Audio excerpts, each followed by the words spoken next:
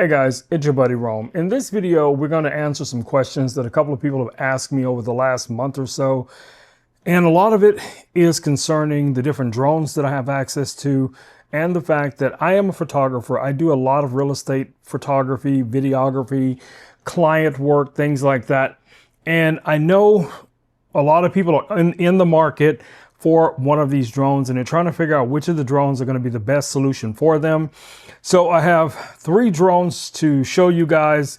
We have the Neo 2, we have the Avata 2, and we have the new Avata 360. Now, each one of these drones have their own pros and cons when it comes to especially real estate videography, because of the way they work, the way they interact, their signal transmission, all of those things are going to be variables. Now, I've had no issues with either of these drones in most situations, flying through a home, flying around homes, things like that. If I had to choose one of these drones as my primary indoor real estate drone, I'm going to be honest with you guys, it would be this drone right here, the Avata 2. Because one, it's more stable. You have your front-facing camera. There is no seam line, in the video. Yes, you can fly this drone also in single camera mode, but it doesn't give you the same bit of stability when you're flying, trust me. The motors on this drone are a little bit stronger, and they will have a tendency to move things around and react to their own, thrust from the propellers. So as far as picking a drone, I would say this drone would be number one on my list. Now, I'm not leaving the Neo 2 out, because for a lot of people who are just doing very basic tours, this could be an excellent drone for you guys. So you can obviously hand launch this drone. You can control it with a variety of different controllers. The RC2 controller, you have your goggle options, you have your Motion 3, joystick controller, and you have the standard FPV controller as well, depending on what you actually want to invest in. So I'm not looking at these drones today as a drone pilot per se, or a cinematographer per se.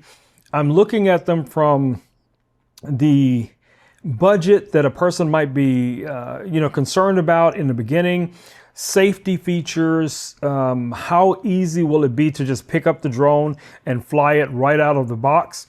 Well, honestly, this is probably going to be a better drone for a lot of people right out of the box. If you're going to use it with a controller, it's going to make it even easier. The RC2 controller has a bunch of different features built in that really take advantage of a lot of the technology that's built into this little drone. Now, of course, if you're going to use the controller, you will need the bundle with the receiver. So make sure you get the full bundle. Having multiple batteries for this little drone also, I would definitely recommend at least 3 batteries for any of these drones, at least 3 batteries, guys. Now, the cool thing about this is that you can fly this with the Goggles 3 or the Goggles N3, no problem. You can fly them as far as the controllers go. For a lot of people just starting out with no background whatsoever in flying drones, this little motion controller is going to be a great option because, as you know, you're just controlling it with motions of your wrist. You want to go up, you tilt up, down, you tilt down. You want the drone to fly to the side. You can just, move your wrist like so. You also have a joystick control here, so you can use that to also raise and lower the drone and also control it from here. Your stop button, your record button's right here.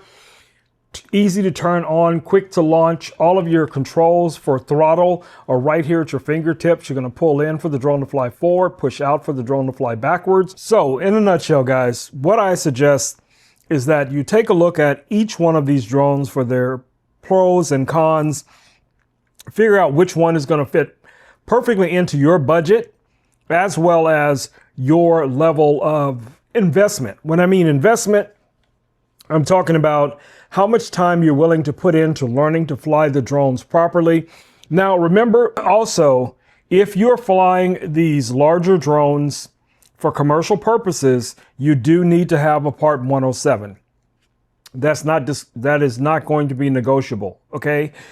These drones require registration with the FAA, and you're going to need a Part 107 if you're going to be flying these on a commercial basis where you're making money off of them. And yes, that includes real estate agents or videographers or whatever the case it may be. As you develop your budget, take that into consideration, the amount of time that's going to be involved in investing in getting your Part 107, the fee for the classes, or for the test, should I say, as well as which of the drones you might be interested in. Now, once you have your Part 107, the skies are the limit, because you can fly a variety of different type of drones, like my Air 3S or my Mavics or whatever the case is going to be. You're not going to be limited to just one specific drone, but it makes you legal for all of the professional work that you'll do going forward. All right.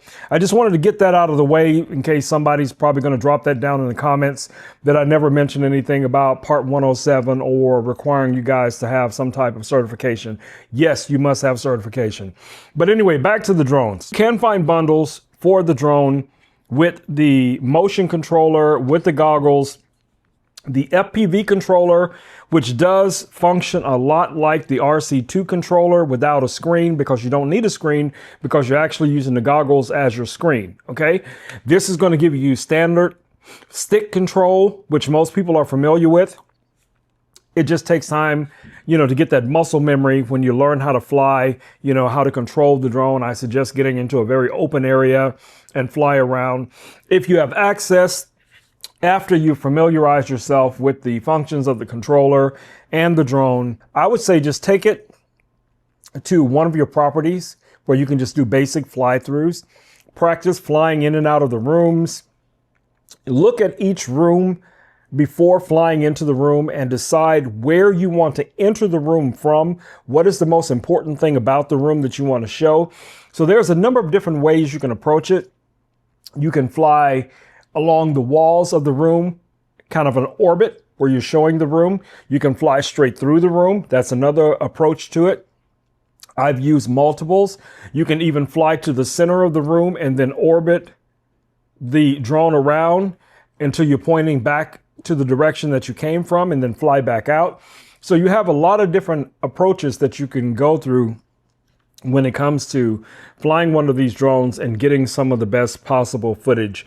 So just practice, practice, practice. Remember, practice makes perfect. So, invest some time, invest, some energy, join other people who fly drones, interact with them, learn their experiences, join some of the Facebook groups, where there are drone groups where people go out and fly and things like that, if that's something you might be interested in.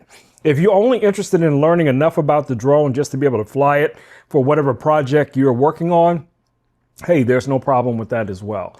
So you do whatever is going to be best for you. But, these drones are very high tech. They will get the job done, and you will be pleased no matter which of the drones you go with. All right, guys, it's been your buddy Rome with Rome Knows Tech. I just want to do a quick video today answering the real estate drone question that I get a lot. And I'm telling you, I get it a lot. All right. So I cannot give you a definite answer as to what drone is going to be right for you. I can just tell you what drones have been good for me in my different projects. So it's going to be a matter of you choosing based on your budget, based on how much time you're willing to invest in learning how to fly the drone properly. That's it. That's as simple as it gets. There's no magic bullet. There's no magic formula. It's just a matter of how much time are you willing to invest. All right, guys, it's been your buddy Rome with Rome Knows Tech, and I will catch you all in the next video. Until then, stay safe. Peace. I'm out.